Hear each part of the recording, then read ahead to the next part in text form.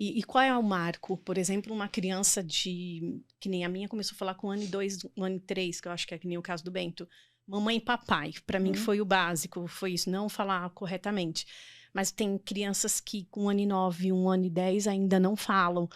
E qual é esse marco que a gente consegue se basear? Tem os marcos menorzinhos, mas eu falo que esses a fono sabe.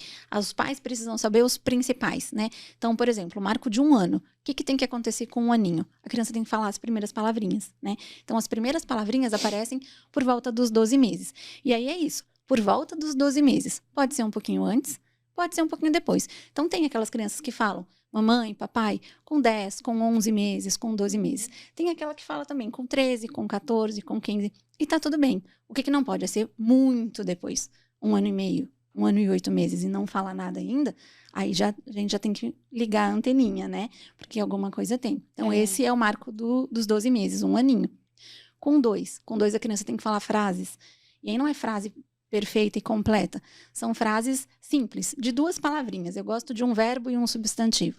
E aí, para a criança falar frase com verbo, ela precisa ter repertório, ela precisa ter muito vocabulário para ela conseguir juntar uma palavra na outra, né? E eu também acho que o que ajuda também nesse sentido dessa evolução da fala, me corrija se eu estiver errado, tá? Eu acho que ajuda muito, que ajuda muito é a questão, por exemplo, a criança tem que entender que ela está sendo entendida. Por exemplo, o Bento, eu falo direto isso com meu marido, né? Porque às vezes ele não fala isso e tal. E aí eu falo, finge que entendeu. Aí eu falo assim, aí ele fala um negócio muito rápido. Aí eu, tá, você quer não sei o quê. Aí ele fica olhando pra minha cara assim, como que diz, não é isso, mamãe? Aí eu, mas me explica direito o que você tá entendendo, não sei o quê. Aí eu começo a desenvolver um assunto com ele pra eu entender o que ele quer. Aí quando eu entendo o que ele quer, tá, não sei o quê, não sei o quê. Aí eu empurro o Eliezer. Aí Eliezer, ele quer tal coisa, não sei o quê, não sei o quê. Aí pronto, aí desenvolve o papo. E aí o que aconteceu? Por causa disso, da gente sempre buscar entender o que ele tá falando, ele não fica acanhado de falar. Ele sai... Perfeito. Falando, porque ele não fica com medo de errar, assim, eu acho, sabe? Se errar, a gente vai tentar entender. Eles vão tentar entender. Exatamente. Isso é a chave aí, né? De você interpretar o que a criança tá falando. Mesmo que você não entendeu. Você busca pelo contexto, né? Então, assim, você não entendeu nada do que ele disse, mas ele tem um carrinho amarelo na mão. É verdade, esse carrinho amarelo da sua mão, né? Então, assim... vai achando um jeito pelo contexto, né, tenta interpretar de alguma forma aquilo que ele tá falando, porque às vezes para criança é muito difícil elaborar. Falar é muito difícil, gente, é tanta coisa que a gente precisa coordenar, e é a mensagem, e é aonde que a minha língua vai, eu tô aqui falando palavras, mas a minha língua tá mexendo, meu cérebro tá mexendo, eu tô respirando tudo ao mesmo tempo. Imagina tudo isso para uma criança de 1 aninho. Que tá aprendendo, né? Ele tá aprendendo, é muito complexo. Então, às vezes, é um esforço muito grande. E aí, ele faz um tremendo esforço e o outro não entendeu. Puxa vida, ainda diz, repete que eu não entendi. Puxa vida, repetir. A pessoa, ele fica arrasado. Exatamente. Não, e o mais engraçado é que, assim, tem que ser um conjunto ali, né, do pai e da mãe. E era muito engraçado, porque eu entendia mais ou menos quase 90% que ele tava falando, e o Eliezer ficava assim... Camila, ele tá falando o que ele falou aí? Não sei o quê. Aí eu falo assim, não, amor, agora você vai ter que entender. Você vai ter que começar a conversar com ele, não sei o quê. Aí depois de um tempo, o Elias entendeu o manejo do negócio e agora, tipo assim, super pegou o negócio e... Eu falo que mãe vem com tecla SAP, né? Porque mãe sempre entende o que a criança tá falando. É impressionante. Doutora, você estava falando sobre os marcos do... Né, os marcos do desenvolvimento. Então, você falou o primeiro marco. Isso, o primeiro marco, 12 meses, as primeiras palavrinhas. Com 24 meses, né? 2 aninhos, as frases simples. E aí, não precisa ser uma frase super perfeita e nem as palavras completamente, né? Por exemplo, tartaruga. É uma palavra muito difícil, muito comprida, muito grande, polissílabas. Então, muito R, né? Então, a criança vai simplificar. Ela pode falar o pedaço do começo ou o pedaço do final, ou repetir sílaba, tá tudo bem. Não precisa falar perfeitamente. Então, marco dos 12 e dos 24. Dos 3 anos, qual é o marco dos 3 anos? Essa criança já está falando muito, já não fala mais frases simples, já fala frases bem elaboradas, já conta histórias, já relata fatos, e aí eu falo que tem o teste do elevador, né? Com 3 anos, as outras pessoas precisam entender o que essa criança está falando, né? Não só o pai e a mãe e quem convive com ela. E aí tem o teste do elevador. Sabe quando a gente desce no elevador com a criança e vem aquele vizinho simpático, vem puxar papo, e aí, onde você vai? E aí a criança conta pro vizinho onde vai. Conta e aí tudo já. E aí o vizinho faz uma cara assim, olha pra mãe da criança e fala, o que ele falou? O vizinho não entendeu nada. Se a criança tem 3 anos ou mais, tem alguma coisa errada. Não passou no teste do elevador, porque o vizinho precisa entender a criança com 3 anos, né? Outras pessoas precisam entender o que a criança diz. Então, com 3 anos é isso, ser entendido pelas outras pessoas. Esse é o marco. E com 4 anos, a criança já tem condições de falar todos os sons da língua corretamente. Então, aquelas trocas, né, de fonema, elas, teoricamente, já podem ter sido superadas. A gente, normalmente, até os 5 anos, elas têm para adquirir todos os sons, mas com 4, elas já conseguem falar tudo corretamente. E assim, todo esse estímulo, tudo, não quer dizer que tem que ser, a criança de 1 ano e meio, ela tem que começar a falar. A criança de 1 ano tem que falar. Não, mas, por exemplo, eu acho que você tem que ter o papel de estimular e uma das coisas que eu observava muito nesse sentido dos marcos que você falou e tudo, era nas idas à pediatra.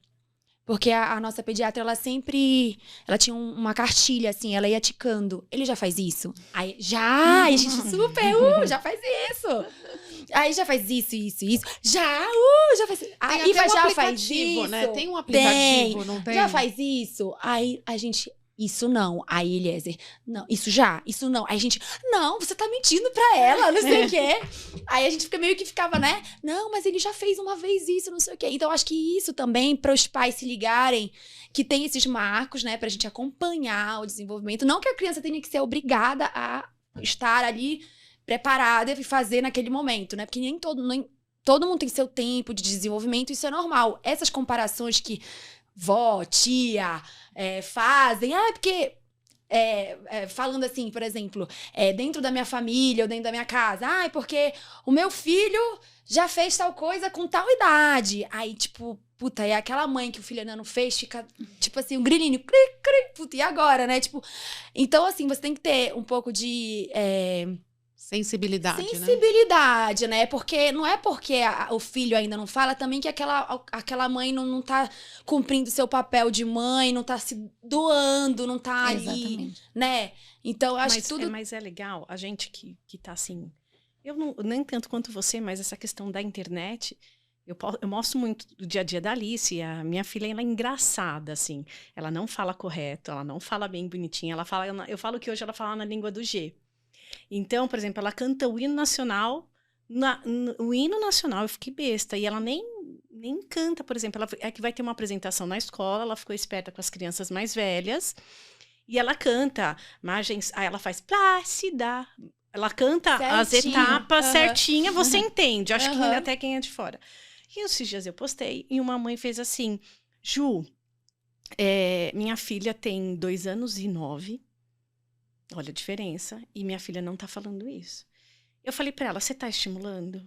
Aí ela fez assim, como assim? Eu falei, brinca, se joga no chão, canta a música da Xuxa. Eu falei, olha, eu na idade da minha mais velha, não vou me comparar com a Alice, porque a minha mais velha ouvia muito Xuxa.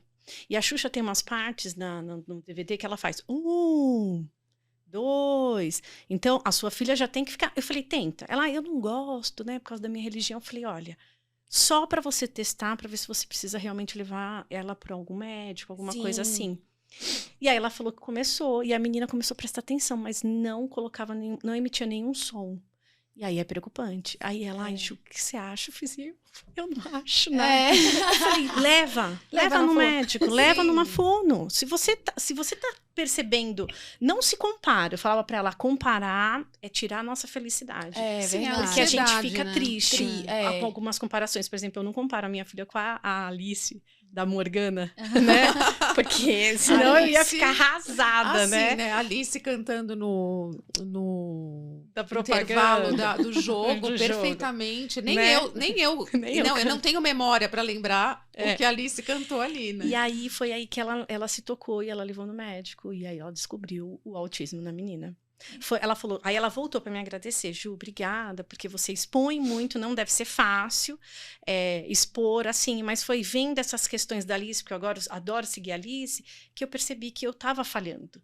Eu falei, calma, não se cobra. Todas nós falhamos, Porque né? Com não é certeza, assim. ninguém é perfeito. Eu falei, eu tenho o meu jeito, eu falo pra caramba, eu canto, eu pulo, eu danço, mas é meu, não é seu. É a né? questão da É a personalidade mesma dos coisa pais. de você é com o Bento, isso. não pode comparar, entendeu?